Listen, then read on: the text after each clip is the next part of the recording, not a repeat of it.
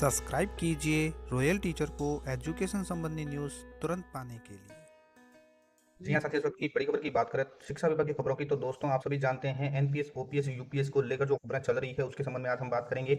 आप सभी जानते हैं कि नेशनल पेंशन स्कीम जो पूरे देश में लागू है, जिसे हम एनपीएस कहते हैं, उसकी जगह केंद्र सरकार ने अब यूपीएस लागू कर दी है, यूनिफाइड पेंशन स्कीम, यानी एक निश्चित पेंशन, उसमें गारंटेड यूथ पेंशन आपको दी जाएगी। इसके साथ साथ ही बात करें राजस्थान सरकार की, तो राजस्थान सरकार में 19 मार्च 2022 के बाद से अब ओपीएस लागू है, यानी ओल्ड पेंशन स्कीम लागू है। जो 2004 के बाद लगे हुए हैं उन्हें ओपीएस 2004 के नाम से ओपीएस उनका जीपीएफ अकाउंट भी खोला गया है। उसी के संबंध में स्पष्टीकरण में एक और आदेश जारी किया गया है कि इनका निस्तारण किस तरह से करना है, कार्मिकों के एनपीएस में जो जमा राशि है वो उनको किस तरह से दी जाएगी। इसके संबंध में राजस्थान सरकार निदेशालय राज्य बीमा प्रावधान निधि विभाग की ओर से परिपत्र जारी किया गया है। कुछ स्पष्टीकरण जारी किए गए हैं जिसे हम सभी को जानना अति आवश्यक हो जाता है। तो दोस्तों आप सभी जानते हैं कि राज्य में 1/1/2004 और इसके पश्चात जो भी नियुक्त है राज्य कर्मचारी, उन पर दिनांक 1/4/2022 से एनपीएस के स्थान पर पुरानी पेंशन योजना ओपीएस लागू किए जाने पर राज्य सरकार द्वारा दिनांक 19 मार्च 2022 को जारी अधिसूचना एवं राज्य सरकार से समय समय पर प्राप्त निर्देशों और स्पष्टीकरण के अनुसरण में मुख्यालय द्वारा पूर्व में परिपत्रों और पत्रों जो लगातार जारी किए गए हैं उसके माध्यम से आवश्यक दिशा निर्देश प्रदान किए गए थे। तो इसी के क्रम में इस योजना को सुचारू रूप से संचालन हेतु विभिन्न जिला कार्यालय द्वारा जो चाहे गए मार्गदर्शन है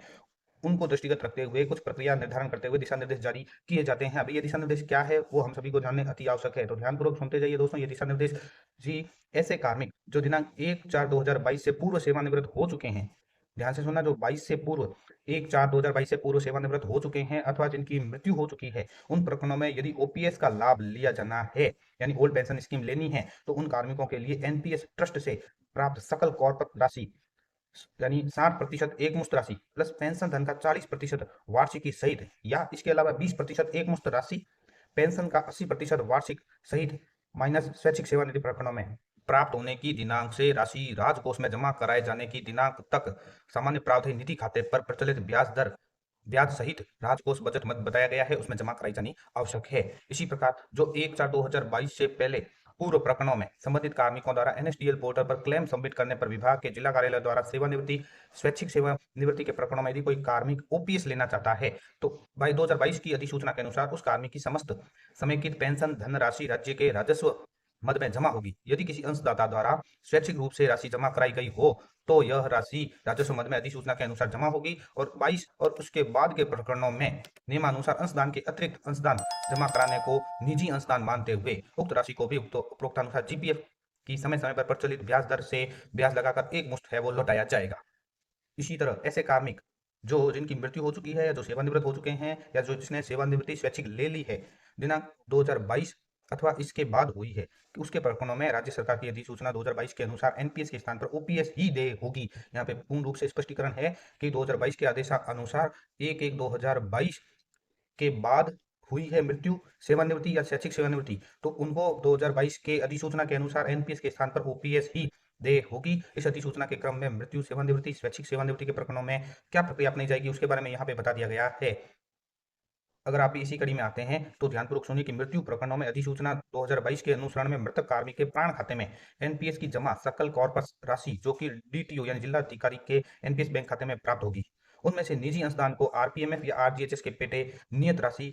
एवं पूर्व आहरित एनपीएस राशि यदि हो, तो यानी किसी ने अगर पहले से एनपीएस की राशि आहरित कर ली हो, तो उसको समायोजित करते हुए जीपीएफ की समय समय पर प्रचलित ब्याज दर के साथ देय राशि मृतक कार्मिक के मनोनीत या दावेदार को एक मुश्त भुगतान किया जाएगा, यानी उसकी जो एनपीएस की राशि है वो भी वापस लौटा दी जाएगी। आरजीएचएस और आरपीएमएफ से संबंधित कटौती को बजट मद में शेष राशि पेंशन विभाग के बजट मद में जमा कराने का दायित्व संबंधित जिला कार्यालय का होगा। इसी तरह कार्मिक की मृत्यु के कारण उत्पन्न जो दावे होते हैं उनमें पेंशन मद में राशि स्थानांतरण से पूर्व जिला अधिकारी यह भी सुनिश्चित कर लेंगे कि मृतक कार्मिक के दावेदार मनोनीत पेंशन योग्य है अथवा नहीं। इस हेतु जिला अधिकारी मृतक कार्मिक के आहरण वितरण अधिकारी से उक्त के संबंध में सूचना प्राप्त कर ले में यदि कोई भी दावेदार मनोनीत पारिवारिक पेंशन योग्य नहीं हो, तो ऐसी स्थिति में दावेदार मनोनीत को एनपीएस में जमा सकल कॉर्पस का एक मुश्त भुगतान किया जाना सुनिश्चित भी करना होगा। और अगर कोई सेवानिवृत्त हो जाता है, सेवानिवृत्ति के प्रकरणों में वित्त विभाग की जो अधिसूचना 2022 में जारी की गई है उसके अनुसार कार्मिकों की सकल समय की पेंशन धनराशि राज्य के राजस्व मद में जमा होगी, जो कि बजट मद दिया गया है उसमें जमा की जानी है, किंतु पीएफआरडीए द्वारा राज्य के एनपीएस संस्था जो भी है उनकी सकल कॉर्पस राशि राज्य सरकार के राजस्व प्राप्तियों में जमा नहीं कराई गई है। तो 2022 के अनुसरण में कार्मिक के प्राण खाते में जमा जो सकल कॉर्पस राशि में से उसके निजी अंशदान राशि की गणना कर आरपीएमएफ आरजीएचएस के पेटे नियत राशि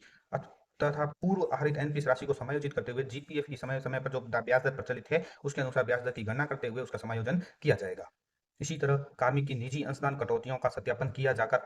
आरजीएचएस या आरपीएमएफ की कटौतियां एनपीएस से आहरित राशियां यदि कोई हो तो जिस माह में आहरण किया गया है उसी माह में घटाया जाएगा। कार्मिक की शेष निजी अंशदान राशि को जीपीएफ की समय समय पर प्रचलित ब्याज दर पर ब्याज लगाते हुए कुल राशि की गणना की जाएगी ताकि समायोजन उपरांत कार्मिक द्वारा जमा कराई जाने वाली राशि प्राप्त हो सके। और संबंधित कार्मिक जो भी है एनएसडीएल सीआरए पोर्टल द्वारा दर्शाए गए सकल कॉर्पस राशि की प्रविष्टि एसआईपीएफ पोर्टल पर अनिवार्य रूप से की जाएगी जिससे कार्मिक के समायोजन योग्य राशि की गणना की जा सके। यानी उसके एनपीएस खाते में जितनी भी राशि है एनएसडीएल पोर्टल पर जो दर्शाई जा रही है उसको सकल कॉर्पस राशि की प्रविष्टि एसआईपीएफ पोर्टल पर अनिवार्य रूप से होगी जिससे कार्मिक का जब भी समायोजन हो उसकी गणना की जा सके और उपरोक्त कार्रवाई पूर्ण करने से उपरांत एसआईपीएफ पोर्टल पर जो परिणाम प्रदर्शित होंगे वो इस प्रकार से रहेंगे। सीआरए में उपलब्ध सकल कॉर्पस इसमें है, इसमें सीआरए द्वारा भुगतान योग्य राशि तथा एन्युटी को रोकी गई राशि सभी सम्मिलित रहेगी। कार्मिक का समय अंशदान जो बिंदु वहां पर रहेंगे मैं जीपीएफ दर से ब्याज आरपीएमएफ आरजीएचएस एवं विड्रॉल को क्रम करते हुए तो निजी अंशदान की जीपीएफ दरों पर ब्याज सहित पोर्टल पर की गई गणना जिसमें आरजीएचएस आरपीएमएफ विड्रॉल को कम करते हुए और इसी तरह आरपीएमएफ आरजीएचएस बजट मद में जमा योग्य राशि उक्त राशि की गणना पोर्टल पर की जानी है। पेंशन मद भी दिया गया है उसमें जो पॉइंट नंबर 1 है उसमें से 2+3 को जोड़ते हुए घटाना है तो समायोजन सेवानिवृत्ति पर ग्रेजुटी लिव इंकेजमेंट आदि से एक मुश्त किया जा सकेगा। और बिंदु संख्या 6 ये भी कह रहा है कि 1/4/2022 के पश्चात जो भी सेवानिवृत्त होंगे या होने वाले हैं ऐसे कार्मिकों जिन्हें पेंशन विभाग द्वारा सेवा उपादान यानी ग्रेजुटी एवं शेष उपार्जित अवकाशों के नकदीकरण की राशि का भुगतान नहीं किया गया है उन कार्मिकों से दावा प्रस्तुतिकरण के समय सहमति पत्र मार्फत आहरण वितरण अधिकारी द्वारा प्राप्त किया जाना आवश्यक है। यानी एक सहमति पत्र है जो आपको भी को दिखाएंगे वो कार्मिक से लेना आवश्यक है जिससे कार्मिक से सहमति प्राप्त हो जाएगी कि विविध विभाग की अधिसूचना 2022 के अनुसार में एनपीएस की जो राशि राजकोष में जमा होनी अपेक्षित है के संबंध में संबंधित कार्मिक को ग्रेजुटी कम्यूटेशन लिव इंकेजमेंट आदि की राशि का समायोजन किए जाने के संबंध में पूर्ण रूप से सहमति प्रदान करते हैं। सहमति प्रदान नहीं किए जाने की स्थिति में कार्मिक का जो एनपीएस दावा एनएसडीएल को ग्रेसित नहीं किया जाएगा। इसके अलावा कुछ ऐसे भी कार्मिक हैं जिनकी सेवानिवृत्ति 2022 या इसके पश्चात हुई है तथा ऐसे सेवानिवृत्त कार्मिक जिन्हें पेंशन विभाग द्वारा सेवा उपादान ग्रेजुटी एवं शेष उपार्जित अवकाशों के नकदीकरण की राशि का भुगतान कर दिया गया है उनके दावे एनएसडीएल पर अग्रेसित करने से पूर्व कार्मिक से जमा कराई जाने योग्य राशि है वो बजट मद में जमा करवाना सुनिश्चित करेंगे। इसके संबंध में एसआईपीएफ पोर्टल पर दे यूटिलिटी कॉर्पस अपडेट करते हुए नियमानुसार कार्मिक की प्रथम कटौती से अंतिम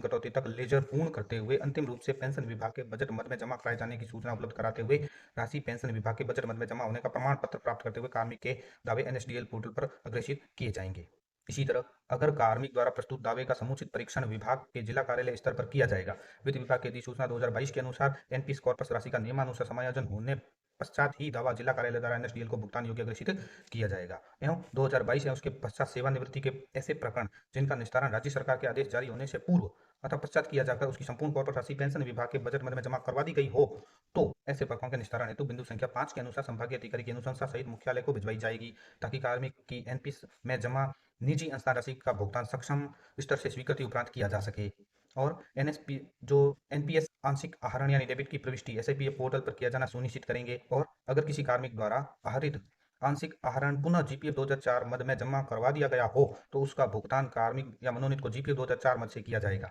और ऐसे कार्मिक जो 10 वर्ष की सेवा पूर्ण करने से पूर्व सेवानिवृत्त हो गए हैं अथवा जिनके द्वारा सेवा से त्यागपत्र दिया गया है उन कार्मिकों को राजस्थान सिविल सेवा पेंशन नियम 1996 के अंतर्गत सेवा उपादान नियमानुसार देय होने पर ही सेवा उपादान राशि का भुगतान किया जाएगा। और 5 वर्ष की अर्हकारी सेवा पूर्ण करने से पूर्व सेवानिवृत्त होने या सेवा से त्यागपत्र देने की स्थिति में सेवा उपादान की राशि देय नहीं है। ऐसे कार्मिकों का राज्य सरकार द्वारा पीएफआरडीए में जमा करवाए गए राजकीय अंशदान उस पर अर्जित रिटर्न के बराबर राशि राजकोष में जमा करवाने पर दावे एनएसडीएल को प्रस्तुत किए जा सकेंगे। और यदि कार्मिक द्वारा राज्य सरकार के हिस्से की राशि में से एनपीएस ट्रस्ट से कोई राशि प्रत्याहित की गई है तो उस राशि को भी जमा करवाया जाएगा। राशि जमा होने का प्रमाणीकरण की सूचना एसआईपीएफ पोर्टल 3.0 में जोड़े जाने का प्रावधान किया जाएगा। जब तक यह प्रावधान नहीं हो जाता तब तक विभाग द्वारा पेंशन विभाग को इस संबंध में अधिसूचना प्रेषित की जाएगी। और कार्मिक की प्रथम कटौती से दिनांक 31/10/2011 तक की एनएसडीएल पोर्टल पर अनअपलोडेड लेजिसी राशियों का समायोजन है वो बजट मद में दिनांक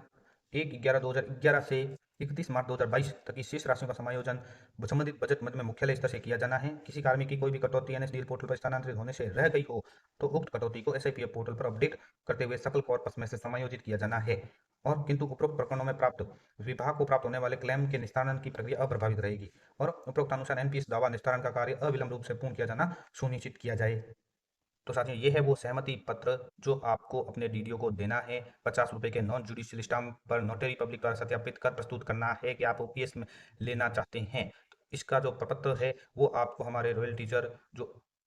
व्हाट्सएप चैनल है उसके ऊपर आपको ये सहमति पत्र मिल जाएगा। इसके अलावा ये जो ऊपर की ओर राजस्थान सरकार कार्यालय राज्य बीमा प्रावधायी निधि विभाग की ओर से जारी की गई है प्रमाण पत्र 1/4/2022 के पश्चात मृत्यु या सेवानिवृत्ति के प्रकरणों में जो भरना है वो ये है। ये भी आपको हमारे रॉयल टीचर यूट्यूब जो व्हाट्सएप चैनल है उसके ऊपर आपको मिल जाएगा। तो साथियों ये थी कुछ जानकारी ओपीएस को लेकर। उम्मीद है दोस्तों ये वीडियो आपको पसंद आई होगी। वीडियो पसंद आए तो जरूर लाइक शेयर और सब्सक्राइब कीजिए। पास में आने वाले घंटी के बटन को जरूर दबाएं एजुकेशन संबंधी न्यूज़ तुरंत पाने के लिए।